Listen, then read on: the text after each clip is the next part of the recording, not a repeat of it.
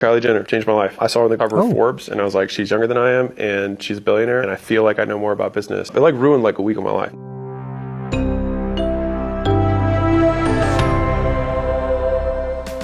Hey Money Guy family, maybe you remember this clip. The easiest way to make $1 million is buy something that's $10 million, buy it for 8 and you sell it to somebody else for 10. There you go, you made 2. You don't have to do anything, you just buy something that's worth a lot and sell it to someone for a little bit more. How do you think guys make $1 billion? They buy something that's $10 billion and they sell it for 11, they made $1 billion. That's how that kind of money is made. They're not making it. They're arbitraging value. So Brian, that video is something that obviously we reacted to in the past and you guys let us know something. Yeah, you let us know Alex Hormozi has got a little more depth to him than we probably realized. We didn't have the context. Sounds like this guy has built a business, sold a business. Now he's an investor.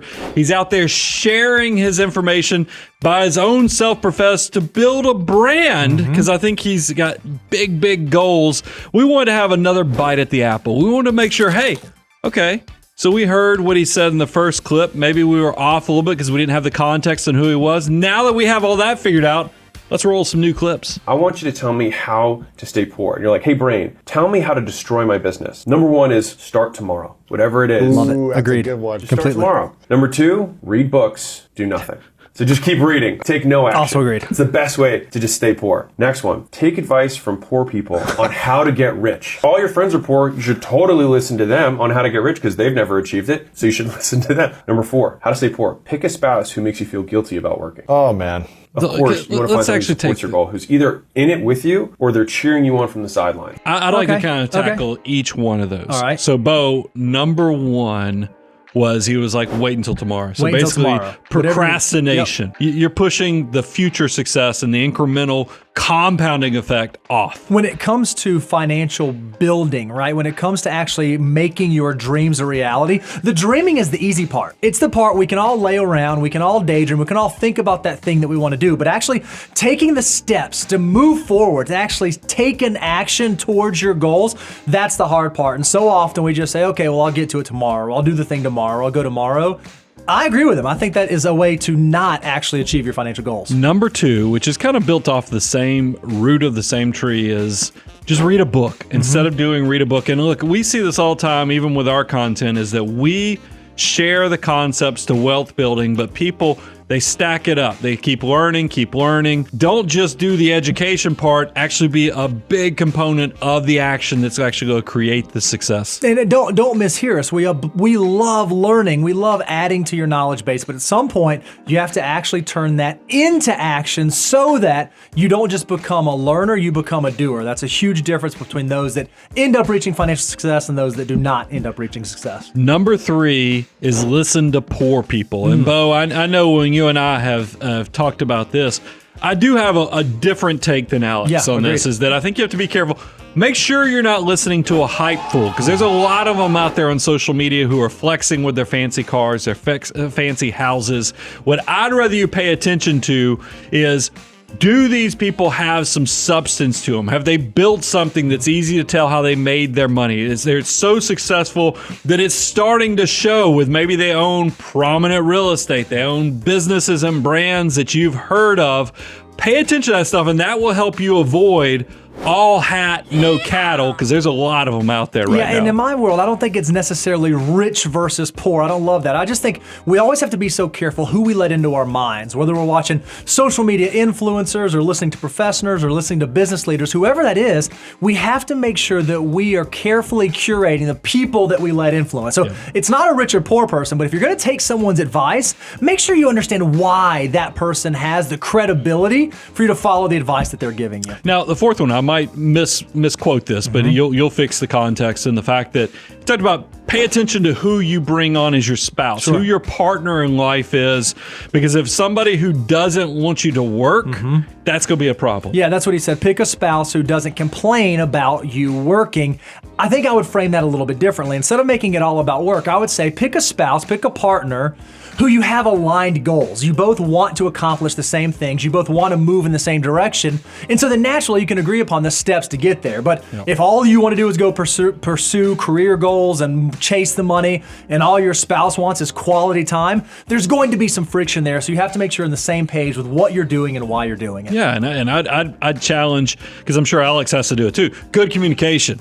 Don't just assume because you're making the money and you're having the success that you still don't need to have those romantic dinners that sound like should be boring, but they can actually be very romantic, where you're planning out what the next 5 years looks like. Kylie Jenner changed my life. I saw her on the cover of Forbes, and I was like, she's younger than I am, and she's a billionaire, and I feel like I know more about business. I have a fundamental belief that if someone makes more money than me, they're better at business than me in some way, and I need to learn from that. I will study everyone. Anyone who's making more money than me, I'll study. When I saw that, it was such a paradigm shift for me. I was like, how is this possible? I was taking between 13 and 17 million a year personally. I thought I was doing pretty well. Then I saw that and I just felt horrible about myself. It like ruined like a week of my life. I don't like that. Conor McGregor, boom, he was at 600 with proper 12. And then The Rock came out with Term Mono. He's at 2 to 4 billion, depending on who you're looking at. And it just happened again and again and again. And I was like, I'm missing something here. I believe that the only thing that you would need to grow a business was paid ads and outbound. For me to be a billionaire, I didn't understand brand. And it was my big deficiency. And when I saw each of those, I was like, oh, I have to get into this. And I started making YouTube videos shortly thereafter. That was kind of the beginning of me starting to post stuff. I was all with Alex on the fact that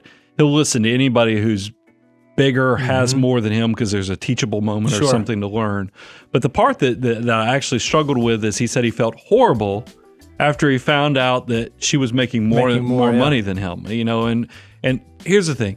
Comparison is the thief of joy. You've heard that saying. There's always a bigger fish out there. Hello there. The bigger thing I would encourage you, don't let that comparison or that envy, being green with envy, take it away. Make sure you understand your why. And if you can have a healthy relationship with what is driving you, what's the motor that wakes you up in the morning, making you feel like you're making the world a better place, and you're on that line to do what you were put here to do, then you don't have to get caught up in all this comparison stuff that actually causes you to really be successful, but miserable. I don't think that wealth and income is necessarily the right scoreboard to be measuring yourself off. He said, I believe that anyone who makes more money than me knows more about business than I am. I think that's a false premise. I don't necessarily agree with that, because some people have different circumstances. They recognize something earlier. They just happen to maybe get lucky, and there's nothing wrong with that. And I love the idea of being a constant learner, always figuring out what can I learn from other people. But I'd be nervous if that's only position of people that are more successful and more wealthy and have more money.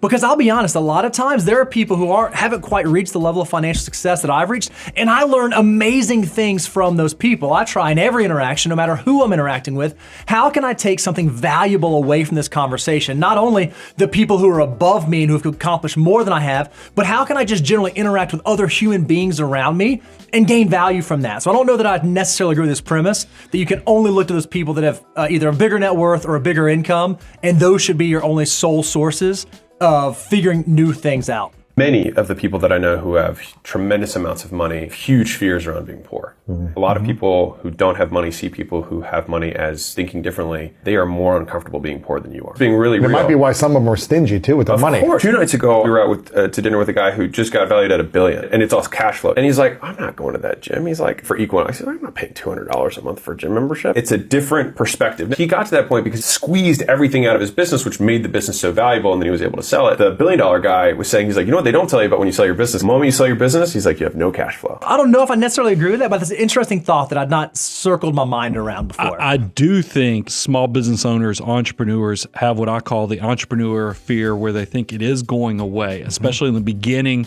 when you start hitting a lick and you start making good money. I wish more pro athletes and others had that same fear, to understand how lightning in a bottle a moment in time can be in this opportunity to create.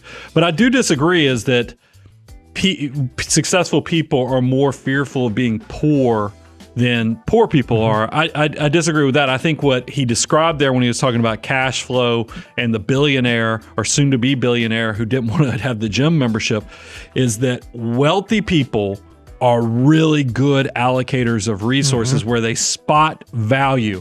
It's the difference between being a builder versus a consumer. And look, the majority of society are without a doubt falling prey, and they are consumers of resources, whereas there is a portion of the population that recognizes the people that watch our content that you are a financial mutant, you're going to be a builder.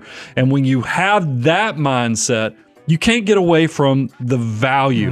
And this is why, I mean, we talk to some of the people that help us on building the brand, the websites and other things, and they always look at me as a suit because they're like, man, you make so much money, but yet you're so tight. Why is it? It's hard to dissociate those I two. can't walk away from the skill sets that help build this. It's not fear. It's just I spot value and I can't waste value because it bothers me. And I think it's sort of relative, right? Like to the guy he was talking to said, oh man, I'll never pay $200 for that gym membership. But I bet maybe the automobile he drives or the bed that he sleeps on or the shoes that he wears, maybe he does spend money on that. And that's another thing that I think is really interesting is that folks who've had financial success understand the things that they value. And while what they value may not be what someone else values, that's okay. They pursue those things relentlessly and everything else they just kind of let fall by the wayside. I don't have to worry about wasting money on that thing if it's not something that's actually valuable to me. They don't try to keep up with the Joneses. They try to keep up with their own personal satisfaction, the things they spend money on. That sounds a lot like Ramit, It where does, yeah, very understanding similar. what makes you happy, do more of that. Going into debt to gain education fundamentally makes sense. It's got to be the right education that can make you money. You got to get a return on it. Elon was saying something about how Neuralink in the future, it's going to be such a competitive advantage that they could price it at whatever they want, because once you have it, you'll be so much more able than anyone who doesn't have it that you could so easily pay off the price of the thing. That's how it should work conceptually. This is the simplest example that I have. So a friend of mine has a 17-year-old daughter. She got a job at a bowling alley and she makes minimum wage. He said, why don't you become a phlebotomist? She was like, well, I don't want to spend the money. He's like, it's $500 and it's a 2-day certification. And then after you have that, you make $25 an hour. She didn't have the money. Now she could save it to get the $500, right? Or she could take a loan for the $500 from her dad in a few months. pay it Critical back in a thinking week, skills. right? Because she has higher earning capacity. She could either save for 8 weeks from her bowling alley, or she could take a loan for the $500, do the 2 days, and then pay it off in a week. At that 1 week, she now has 7 more weeks of earning capacity at her new level, and she'd be net positive on the next 7 weeks of earning, right? And so that's just a micro example of like what skill investing does. I wish education, especially colleges, had a truth in education disclosure, just like when you go do financing on a borrow a house or car or a something. house,